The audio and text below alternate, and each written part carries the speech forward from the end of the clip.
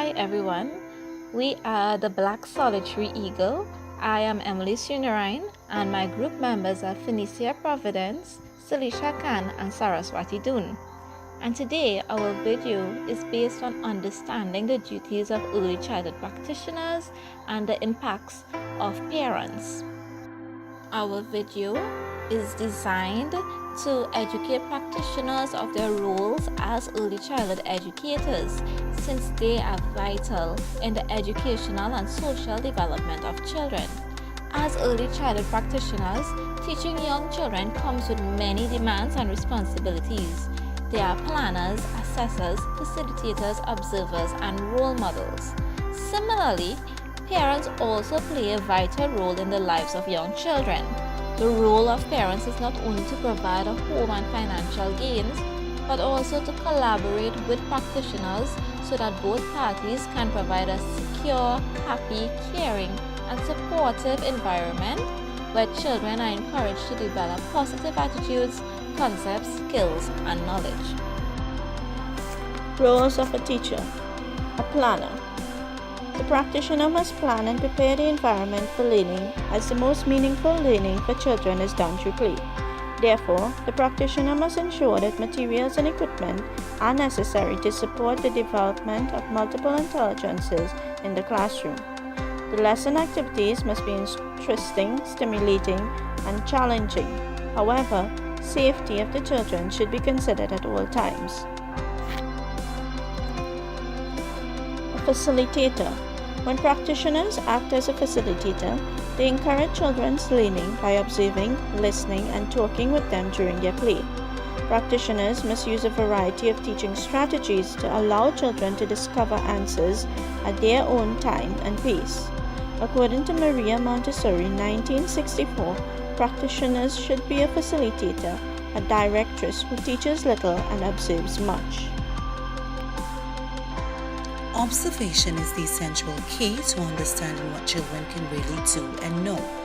It is the most solid method in gathering precise information on the domains of development and learning of each child. When observation is done in the early childhood settings, teachers will realize how children learn and how they adapt to different routines of learning.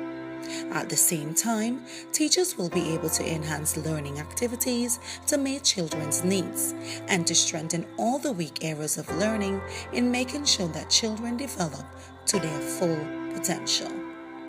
The role of the assessor is another role performed by early childhood practitioners within the early childhood settings. As an assessor, practitioners gain a better understanding into the interests, achievements, and potential problems of young children's learning. It involves 4 different steps. 1. To support learning. 2. To identify special needs. 3. To evaluate program and monitor trends. And 4. To respond to program and school accountability requirements. Modeling is referred to as a powerful and unique teaching technique used by early childhood practitioners.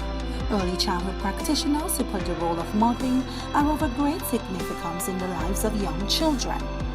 Demonstrating the role of a model offers many benefits to young children's holistic development, as children adapt and adjust to words which are heard and actions that are seen.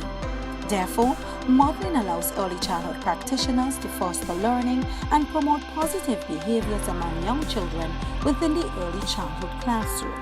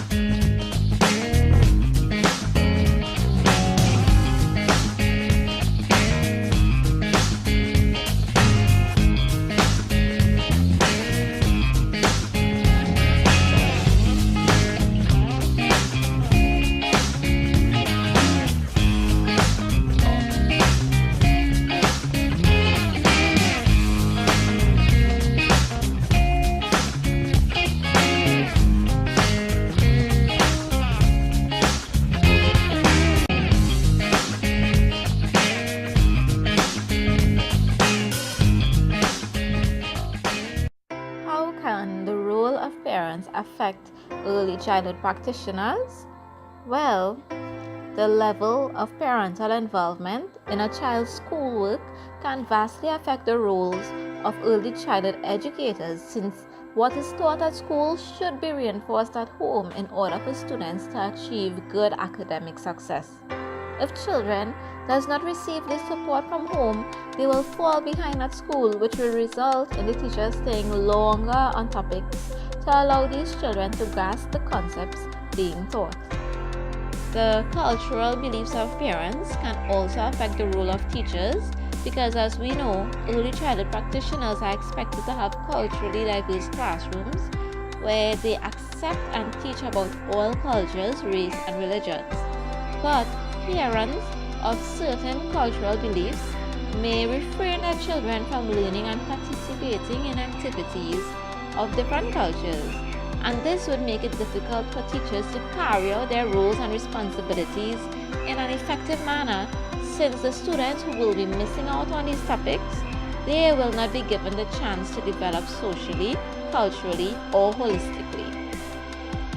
Parenting styles. The manner in which parents react to certain situations will set the example for their children, and whatever the child is experiencing at home would be brought into the classroom. Research has shown that children whose parents practice uninvolved or permissive parenting style find it difficult to follow rules at schools, since they are accustomed to having their own way at home, whereas children who are associated with an authoritarian parenting style may be better at following rules but may have issues with their self-esteem and may be hostile. This now affects the role of the teacher, because she is now faced with the challenge of teaching these children acceptable and unacceptable behavior, boosting self-esteem, and teaching methods of being calm to ensure that they abide by the rules of the school. Lack of resources. If the parent is unable to provide the resources to aid in the child's development, this now means that the responsibility falls on the teacher to try and aid this child as best as possible. Parents who are unable to provide basic necessities such as food, clothing, and school supplies may find themselves in a bind. As a result of this lack of resources, the child is affected negatively in physical development or cognitive development. The role of the teacher is now impacted because she now has the task of providing the child with the proper meal at school or sourcing good clothes and school supplies for that child so that he or she can function satisfactorily within the classroom. In conclusion, I will say that it is evident that there are specific roles that the early childhood practitioner should carry out with utmost care and dedication. The role of early childhood practitioners is essential in terms of aiding in children's development.